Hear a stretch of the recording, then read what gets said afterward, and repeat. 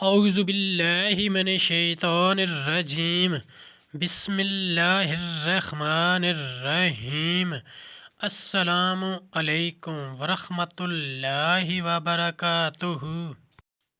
طالب علم ساتھیو، اس سے پہلے والی ویڈیو میں ہم نے سورۃ النساء پارہ نمبر 5 آیت نمبر 49 تا 52 کے بارے میں پڑھا۔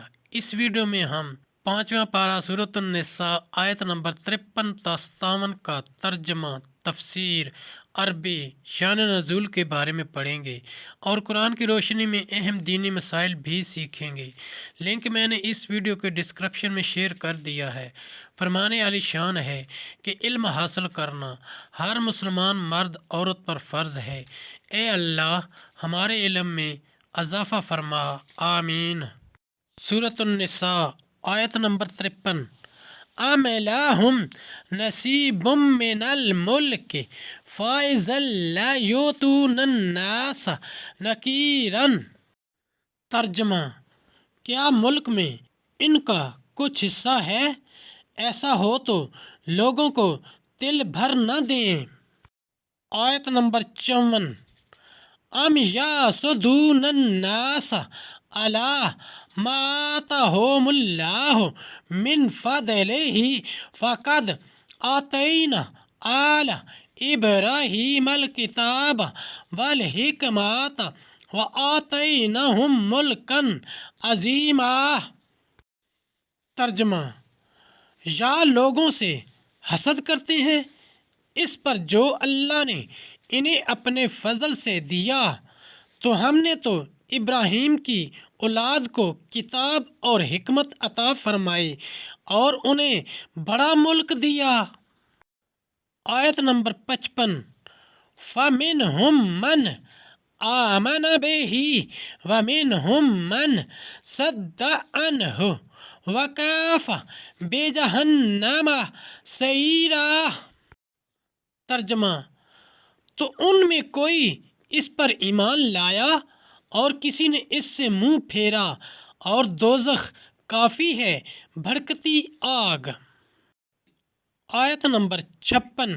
ان الذین کفروا بآیاتنا سوف نصلیہم نارا کلما نضجت جلودہم بدلناہم جلودا غیرہا لیذوقوا العذاب ان اللہ کان عزیزا حکیما۔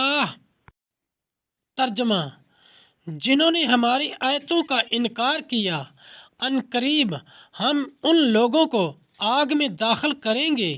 جب کبھی ان کی کھالیں پک جائیں گی، ہم ان کے سوا اور کھالیں انہیں بدل دیں گے کہ عذاب کا مزہ لیں۔ بے شک اللہ غالب حکمت والا ہے۔ آیت نمبر 57۔ والذین آمنوا وعملوا الصالحات سندخلهم جنات تجری من تحتها الانہار خالدین فیہا ابدا لہم فیہا ازواج مطہرات وندخلهم ظلا ظلیلا۔ ترجمہ: اور جو لوگ ایمان لائے اور اچھے کام کیے، عنقریب ہم انہیں باغوں میں لے جائیں گے جن کے نیچے نہریں رواں، ان میں ہمیشہ رہیں گے۔ ان کے لیے وہاں ستھری بیویاں ہیں اور ہم انہیں وہاں داخل کریں گے جہاں سایہ ہی سایہ ہوگا۔ تفسیر اور شان نزول۔ یہود کہتے تھے کہ ہم ملک و نبوت کے زیادہ حقدار ہیں، تو ہم کیسے عربوں کا اتباع کریں؟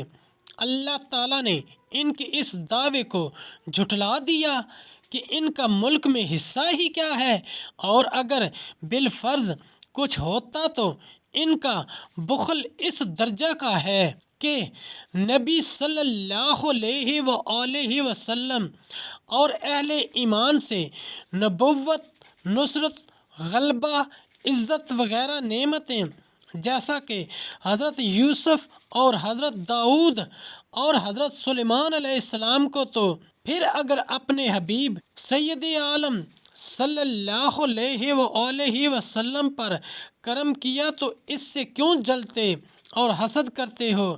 جیسے کہ حضرت عبداللہ بن سلام اور ان کے ساتھ والے سید عالم صلی اللہ علیہ وآلہ وسلم پر ایمان لائے اور ایمان سے محروم رہا، اس کے لیے جو سید عالم صلی اللہ علیہ وآلہ وسلم پر ایمان نہ لائے، جو ہر نجاست و گندگی اور قابل نفرت چیز سے پاک ہیں، یعنی سایہ جنت جس کی راحت و آسائش، رسائی، فہم و احاطہ بیان سے بالا تر ہے۔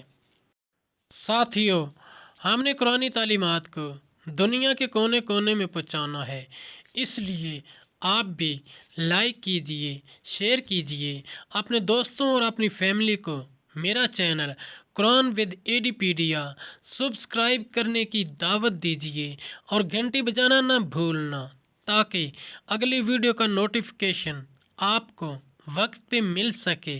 اس صدقہ جاریہ میں آپ بھی حصہ لیجئے۔ اللہ کریم ہم سب کی نیک اور جائز حاجات پوری فرمائے، آمین یا رب العالمین۔